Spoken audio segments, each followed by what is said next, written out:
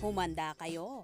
Kim at Paulo, bubusugin na naman ang netizens sa paayuda. I'm overheated, can hardly sleep at night, doing crazy dreaming. You're the reason why. Hiding by the baby. Madalas ngang trending si Kim Chiu.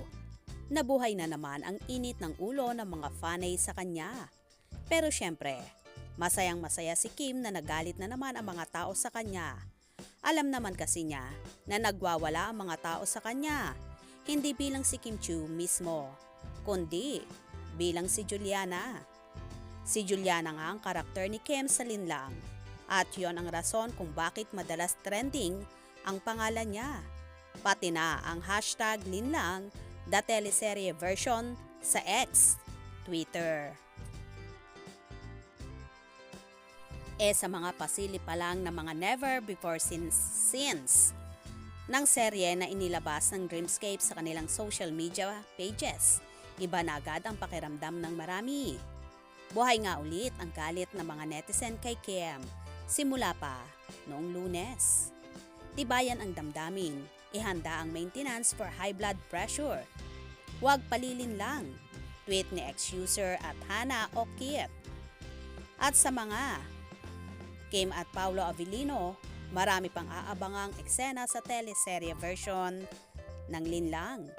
It was special edited for Prime for 14 episodes. So kumbaga ang isang season e-ere ito sa Free TV. So ganon, karaming eksena ang di pa napapanood ng mga tao. Chika ni Paulo. This time, bubusugin namin kayo ng napakaraming eksena na di nyo pa napapanood. Mas magulat pa kayo at mas maiinis pa. Sundot na chika ni Kim. Nag-upload din si Kim sa Instagram ng mga behind the scenes photo nila sa set ng Linlang, kung saan makikitang sweet at close talaga siya sa dalawa niyang leading man na sina Paulo at JM De Guzman.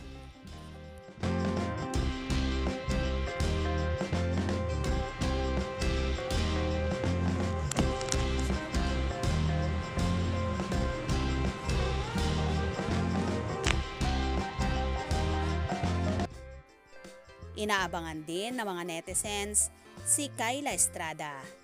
Maliban sa kumukulo ang dugo kay Juliana at buwisit ako sa pagiging bulag ni Sylvia kay Alex, I am here for at Kyla Estrada. Nakikipagsabayan sa aktingan sa mga veteran actors.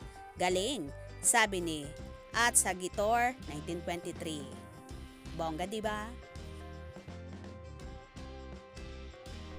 Kaya naman, gabi-gabi ay mag-iinit ang ulo nyo at kukulo ang dugo nyo dahil sa seryeng inaabangan at inaantabayanan ng lahat.